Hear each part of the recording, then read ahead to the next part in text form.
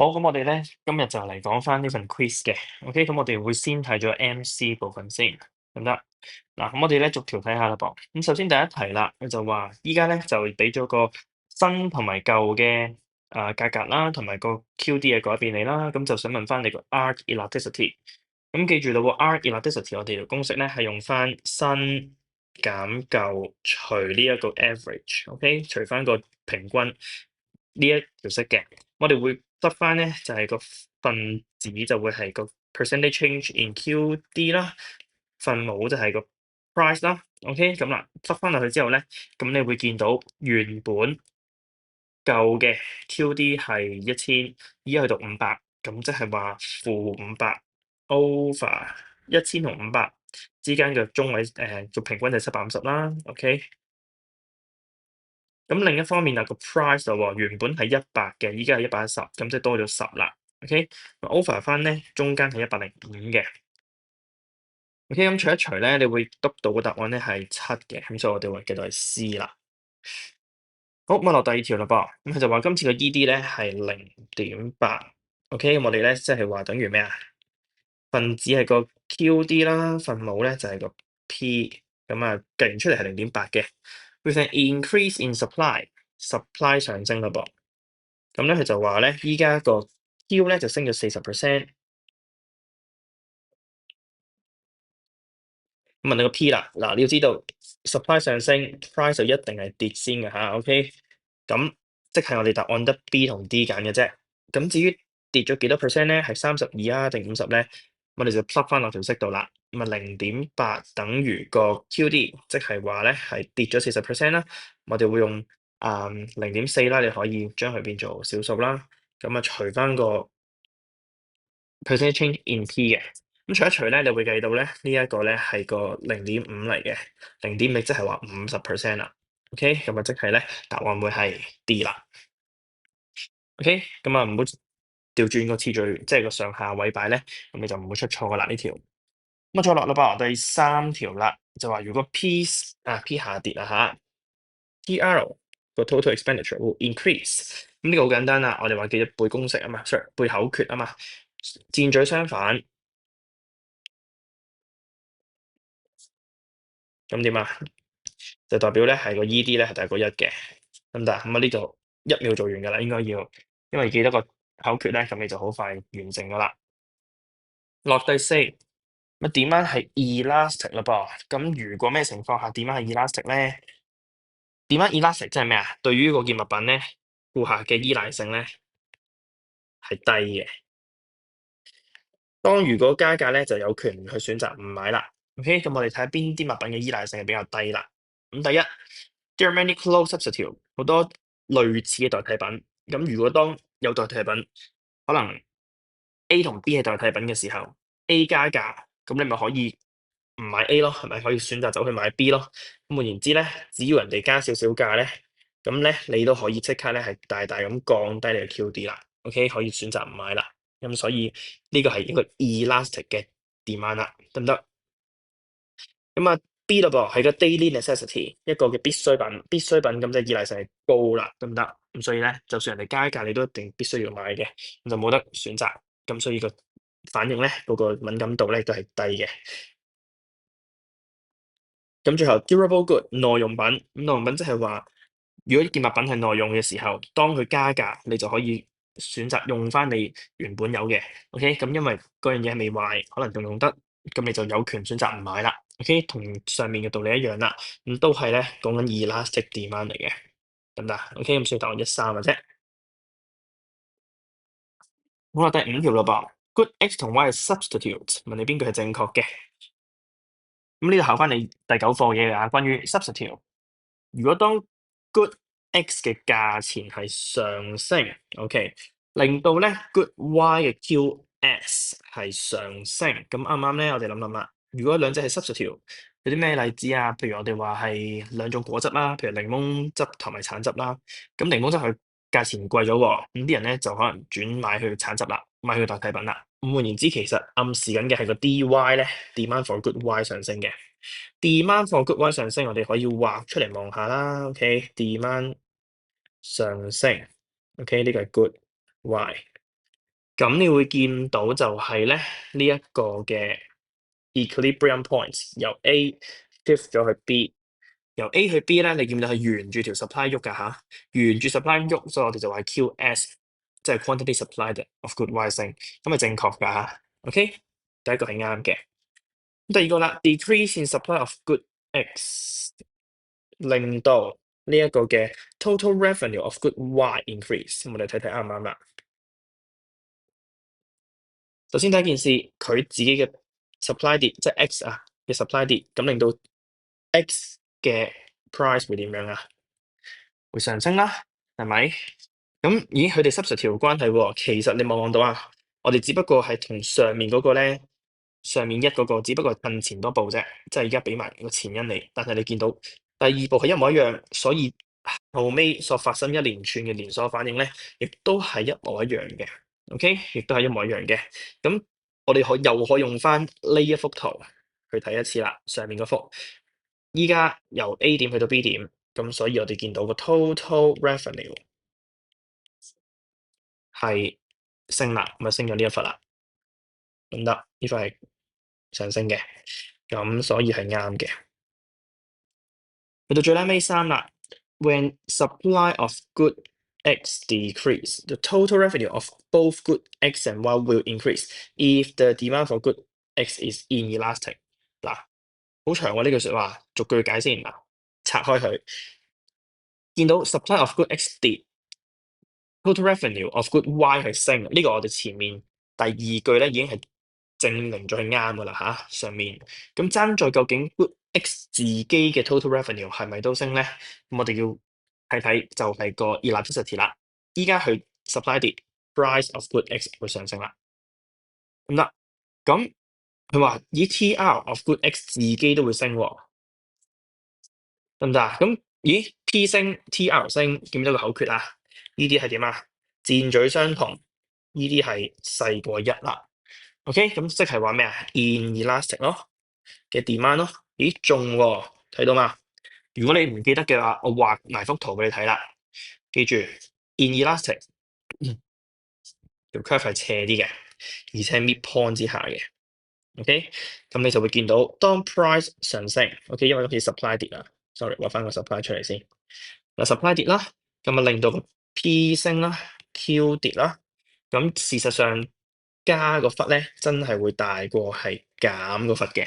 咁於是出到嚟個 TR 咧係真係會上升。咁三亦都係啱嘅。咁所以全部都啱晒啦。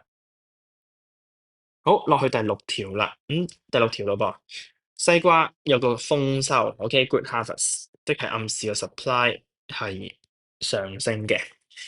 If the demand for watermelon is 乜嘢，咁啊 income 就會點樣？好啦，咁我哋逐句睇下啦。嗱，依家 supply 上升，咁 P 就自然係跌啦。咁我哋要配對翻啦噃，P 跌，佢而家話個 income 即係咩嚟㗎？即係 TR，其實就係 TR 會升，如果個 ED 係 elastic，即係大過一，啱唔啱啊？記得嘛？口訣箭嘴相反，ED 係大過一，OK 係啱喎呢句。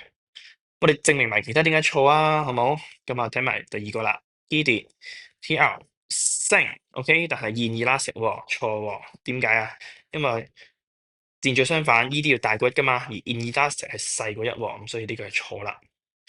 嗱，perfectly inelastic remains unchanged，其實一望就知噶啦，因為 P 跌嘅話，如果要 TR 不變啊，不變得一個情況嘅啫，就係 unitary elastic 嘅，一定要 ED 等於一先得嘅。咁所以無論係 perfectly elastic 或者 inelastic 都係錯嘅。點先啱啊？要 unitarily elastic 先啱啦，得唔得？咁所以 C D 就拜拜，答案係 A 啦。好，再落七咯噃。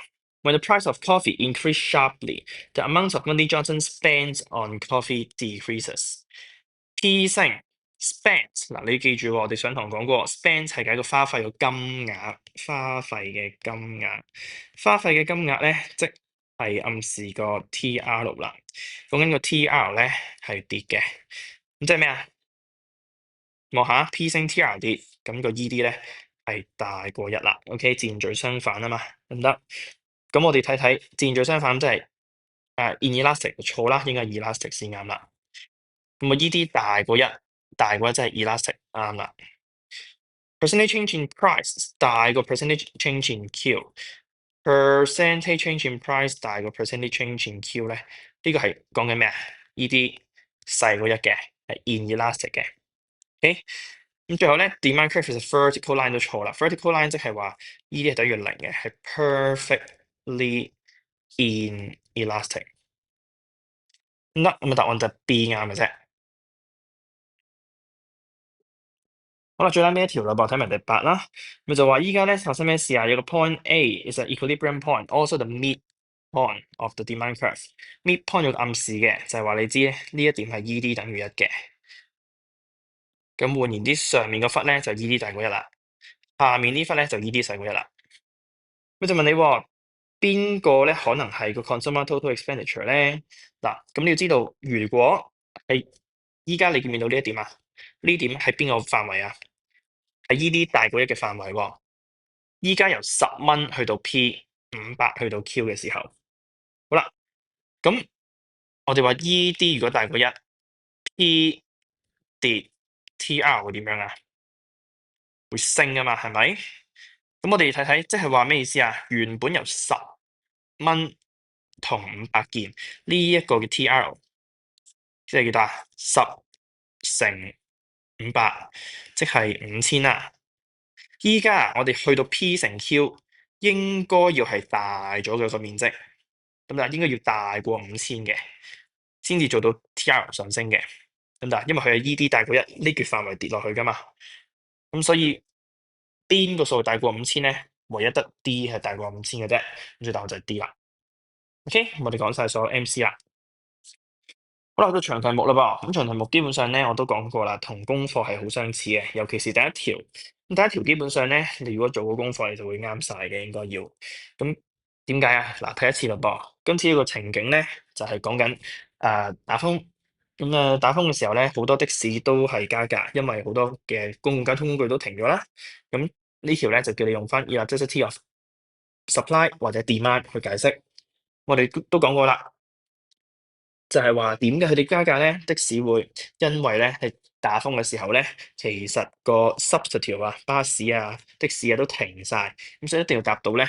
有啲同學淨係話巴士同的士係 substitute，你就未答晒，答唔中個 point 啊。個重點係要講少咗 substitute，fewer 係個重點，得唔得啊？少咗 substitute，咁純粹話我哋 substitute 咧係解釋唔到嘅，少咗令到個 demand 變得 inelastic，或者個 elasticity 咧 of demand 係下降嘅，令到依家啲人更加依賴的士，因為冇其他交通工具嘅替代品啦。咁得，咁所以呢個咧係上面要達到個 price elasticity of demand 咧係 decrease 啦，或者係 inelastic 呢個字眼咧，咁先會有一分嘅。OK，咁 factor 1分啦，最拉尾第3分咧就係比較個 percentage change 啦。percentage increase in price 大過 percentage decrease in QD，咁呢個係套用翻落去 inelastic 個公式嘅。OK，好啦，咁跟住落去第2條啦噃，我哋睇睇，佢就話依家喺巴西有個嚴重嘅乾旱，令到好多嘅咖啡豆咧係失收。OK，咁就問你咩情況下呢個 TR 係會跌嘅？咁啦，我哋好明顯見到今次嘅講明咧，就係一個嘅乾旱啦、失收啦，咁呢啲字眼咧都係暗示住咧個 supply 係下跌先。咁所以今次呢條題目喐到 supply curve 嘅嚇，supply 下跌，咁你會見到啦，就係我哋要畫到 supply 向左喐啦，跟住個 price 就會上升啦，price 會上升啦，OK，因為 supply 向左喐，得唔得？至於最後人哋要你嘅咩情況啊？個情況係要令到個 TR 係跌嘅。再講多次啦嚇，箭嘴相反，ED 係大過1啦，今次，所以你必須咧係要講到點樣係 elastic，OK，elastic 之餘咧，你要畫出嚟嘅技巧都要小心，就係畫到個平啲嘅 demand 啦，OK，平啲嘅 demand，咁啊要 show 到就係升個忽面積咧，必須要細過跌嗰忽嘅面積咧，咁先會有分嘅幅圖。咁得，咁所以幅圖嘅3分就係咁俾啦。第一，supply 向左；第二，正確位置；加喺上面，減喺下面，咁呢度就第二分噶啦。第三分就係個大細比較，升個忽要細過跌個忽。文字4分，OK，第一分咧 supply 跌啦，第二分 P 升 Q 跌，第三分 elastic demand，第四分比較個 percentage，OK，percentage increase in price 細過 percentage decrease in Q。呢個正正就我之前所講嗰個嘅長答佈局啊嚇，OK，咁啊記住個答題 flow 咧，永遠都係咁樣俾分法噶啦。好啦，到最後啦噃，第三條呢條咧就係重災區嚟嘅，大部分同學都答錯噶啦。我哋一齊睇睇，係依家題目俾咗一個嘅 table 你咯，你見到咧係講緊一間嘅 playgroup，一間幼兒園中心咧，佢嘅學費啦，小朋友嘅數目啦，同埋個 total revenue。咁請大家留意喎，嗱，你見唔見到冚唪唥都係跌嘅噃，負數嚟嘅噃，即係咩意思咧？依家發生嘅事情就係隨住時間，哦，你見到 P 又跌，Q 亦都跌，PQ 齊跌，咁價量齊跌係一個咩嘅概念咧？點解會 P 又跌，Q 又跌㗎？嗱，好多同學咧，其實你見完之後，你望下你自己畫嗰幅圖啊，絕大部分人都係畫一係就咁樣啦，可能你會畫咗沿住條 demand curve 喐嘅同學，OK？或者相反情況，有啲人就會畫咗係 P 升 Q 跌。咁無論如何，你都見到咧，呢一度係一正一反嘅。例如紅色嘅幅圖，P 跌 Q 升。如果係咁嘅時候，P 跌 Q 升，你應該要觀察到個 table 係 P 係負數，而個 number of children 係正數嘅。OK，相反，如果你畫咗藍色呢幅圖咧，你會見到個 phi 係正數，個 number of children 係負數，咁你先可以畫到幅圖出嚟。咁但係依家你見到兩邊都一齊負喎，咁即係好明顯呢幅圖已經係錯噶啦，唔會係見到一正一負噶啦。咁其實點解咧？點解會發生呢件事咧？就係 PQ 一齊跌咧，得一個原因嘅啫，就係因為 demand 跌，demand 跌先至會令到兩邊都一齊跌。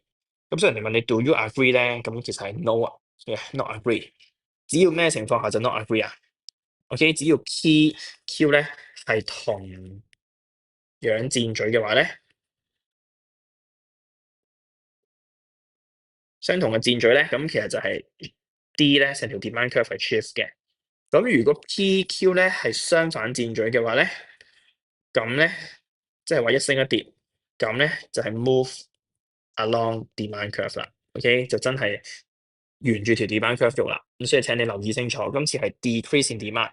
幅圖你畫到係 demand curve 向左喐啦，PQ 先至可以一齊跌到嘅，先至符合到題目要求。咁所以最拉尾個 TR 先至下跌。OK。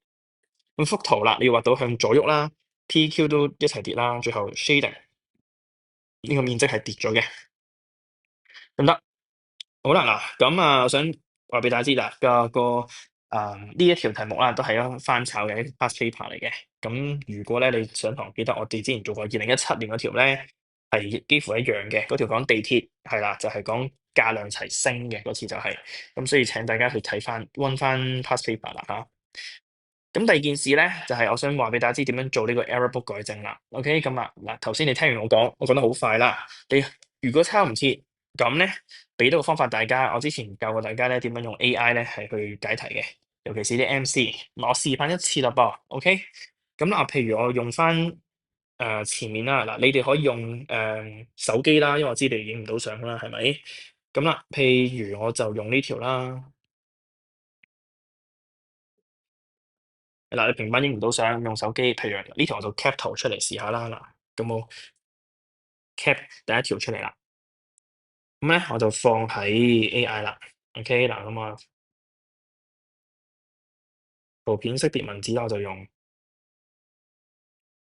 嗱咁都可以叫佢解釋嘅。咁啊，譬如咧就打解釋第一條啦。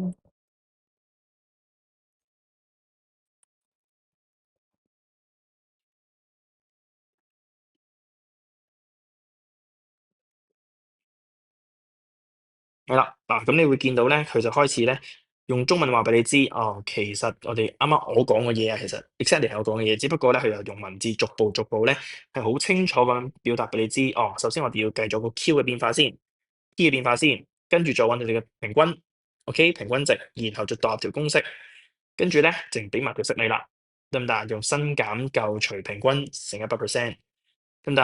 係啦，咁佢俾埋第二條嘅答案你添啦，因為我 cap 圖嘅時候 cap 埋咗第二條落去咧，咁其實咧係啦，只要你逐條逐條 cap 落去咧，咁其實佢就會俾晒啲答案你嘅，咁所以你會見到咧佢俾嘅答案咧都係啱嘅嚇。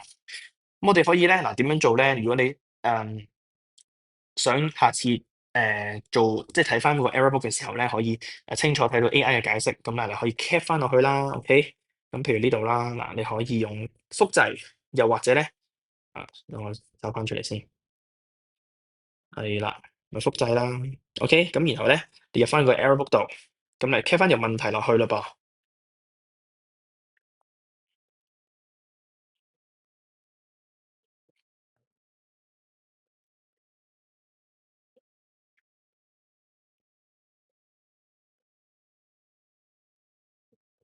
係啦，嗱譬如呢度咁先算啦，咁咧我就擺翻條問題上去先啦。咁你就可能用手機或者點樣影完之後咧，就擺翻落嚟啦。呢條就係題目啦。咁譬如舉個例，嗱，你當初咧就揀咗A 咁先算啦。咁點解你揀咗 A 咧？可能嗱，因為咧你就記錯咗條式咯喎。你寫我記錯咗咧，以為咧就係將個 P 放分子，Q 放分母，咁於是你揀錯咗 A 啦。OK，咁你寫低自己錯嘅原因喺度。咁正確嘅原因正確嘅答案係咩啊？咁你啱啱首先 cap 咗咧，咪可以咧掉翻落嚟嘅。OK，咁咪貼上啦。係啦，哇，都有啲大喎呢個。佢用咗呢啲公式，嗱，不如咁樣啦，我哋就直接 cap 圖又得。OK，咁我哋 cap 圖咧用翻碟線，可能咧第一條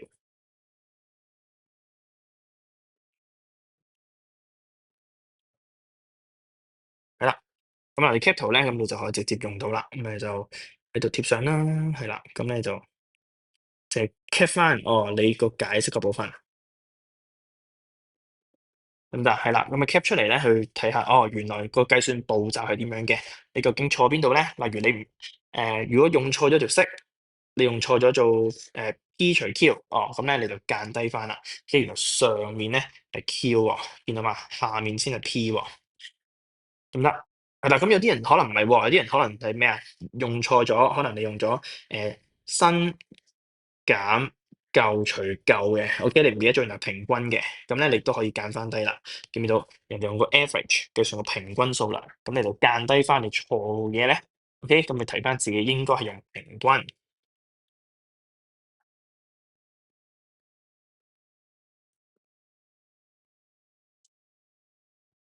OK，咁係啦，咁就好方便啦。你見到下次當你温書嘅時候咧，咁你就會睇翻自己，原來上次錯乜嘢咧？OK，原來係記錯啲乜嘢咧？咁然後正確嘅 concept 應該係點樣咧？得唔得？OK，係啦，咁你可能剔翻自己，可能因為計算錯誤啦，唔係條式記錯咗啦，咁樣咯。咁但係我示範一次俾你睇，嗱，咁到你度喎，你咧？錯嘅嘢，尤其是 MC 咧，大部分同學都唔會啱晒噶啦。咁你就 cap 翻，然後咧你可以試下學我咁樣咧，係用 AI 啦，又或者係如果你自己識，當然係聽完我講嘅之後咧，手寫翻你自己嘅正確 concept 就最好啦。咁但係我都俾到個參考方法，大家咧去做改正嘅啫，得唔得？咁我哋今日去到呢度啦。